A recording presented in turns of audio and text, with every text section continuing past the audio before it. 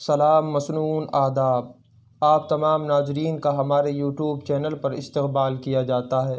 ناظرین، آج ہم بات کریں گے شیخ اکبر ابن عربی کی۔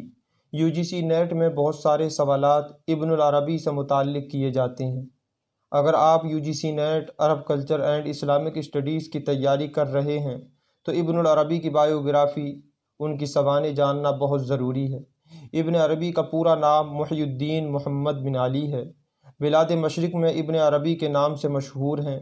انہیں شیخ اکبر بھی کہا جاتا ہے۔ ابن عربی کی پیدائش 17 رمضان المبارک 560 ہجری بمطابق 28 جولائی 1165 عیسوی کو مرثیہ میں ہوئی۔ ان کا تعلق عرب کے مشہور قبیلے بنو طے سے تھا۔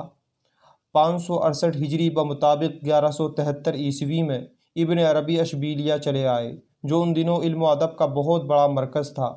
یہاں وہ 30 سال تک اپنے زمانے کے مشہور علماء سے علم حاصل کرتے رہے۔ 48 برس کی عمر میں یعنی 598 ہجری بمطابق 1201 عیسوی میں انہوں نے بلاد مشرق کا رخ کیا، جہاں سے وہ اپنے وطن کو پھر کبھی واپس نہ آئے۔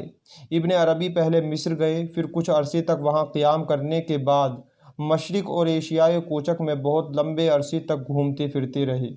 اسی دوران بیت المقدس، مکہ معظمہ، بغداد اور حلب کا سفر کیا اور آخر میں دمشق میں سکونت اختیار کر لی۔ وہیں 638 ہجری 1240 میں انتقال کیا۔ ابن عربی کے نظریات۔ ابن عربی ایسے شخص ہیں جنہوں نے پوری ملت اسلامیہ میں ہلچل برپا کر دی۔ بعض لوگوں کی رائے ہے کہ وہ ولی کامل تھے، کتب زماں تھے اور علم باطنی میں ایسی پکڑ رکھتے تھے جس میں کلام نہیں کیا جا سکتا۔ دوسری طرف ایک ایسا گروہ بھی ہے جس کے نزدیک وہ بدترین قسم کے ملحد تھے۔ ابن عربی کی تصنیفات۔ ابن عربی کی کتابوں کے متعلق متضاد روایتیں ملتی ہیں۔ مثلا عبد الرحمن الجامی نے ان کی کتابوں کی تعداد 500 بتائی ہے، جبکہ الشعرانی نے 400 بتائی ہے۔ ابن عربی نے اپنی تصنیفات کا جو عظیم ذخیرہ چھوڑا ہے وہ ان کے زمانے کے تمام علوم اسلامی کا احاطہ کرتا ہے، لیکن ان کی بیشتر تصانیف کا موضوع تصوف ہے۔ اس وسیع اور بسیط موضوع کے علاوہ ابن عربی نے حدیث، تفسیر، سیرت النبی، ادب جس میں صوفیانہ شاعری بھی شامل ہے، کتابیں تصنیف کیں۔ ابن عربی کی کتابوں کے مطالعے سے یہ اندازہ لگتا ہے کہ ان کے اسلوب اور انداز فکر میں یکسانیت نہیں، وہ وقتاً فوقتاً بدلتا رہتا ہے۔ وہ کبھی واضح اور سلیس اور کبھی مغلق اور مبہم اسلوب اختیار کرتے ہیں۔ اسی طرح ان کے یہاں شاعرانہ رنگین بیانی بھی ملتی ہے اور سادہ نثر بھی۔ ان کی آخری تصنیف فصوص الحکم مبہم ترین کتاب ہے۔ ابن عربی کی فکر میں استدلال اور تصوفی خیال دوش بدوش نظر آتے ہیں۔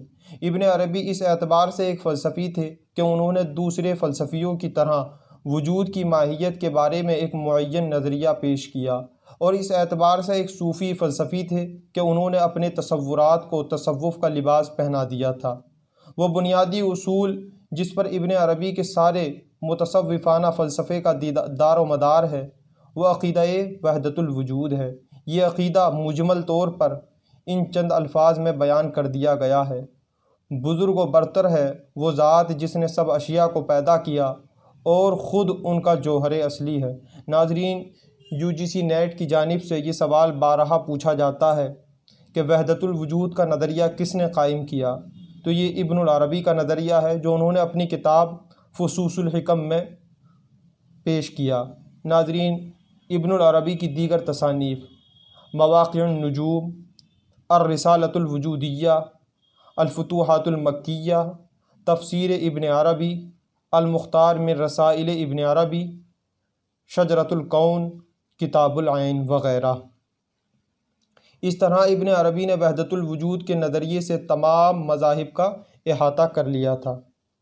نظریہ وحدت الوجود کے علاوہ ابن عربی پہلے مسلمان مفکر ہیں جنہوں نے کلام الہی اور انسان کامل کے بارے میں ایک مکمل نظریہ پیش کیا۔ فصوص الحکم اور التدبیرات الالہیہ کا مرکز موضوع یہی ہیں۔ اگر فتوحات مکیہ اور دیگر تصانیف میں بھی ان کے بعض پہلو بحث میں آ گئے ہیں۔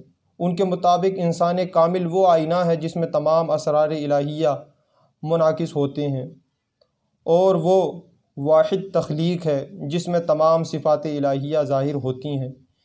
انسان کامل خلاصہ کائنات ہے۔ ناظرین، ہمیں امید ہے کہ یہ ویڈیو آپ کے لیے مفید ثابت ہوگا۔ اگر ویڈیو اچھا لگے تو شیئر کریں اور چینل کو سبسکرائب کریں۔ ہمارے چینل پر اسلامک اسٹڈیز کے متعلق پیپر گزشتہ سالوں کے حل کیے جاتے ہیں اور دیگر معلومات فراہم کی جاتی ہے۔ سلام، مسنون، آداب۔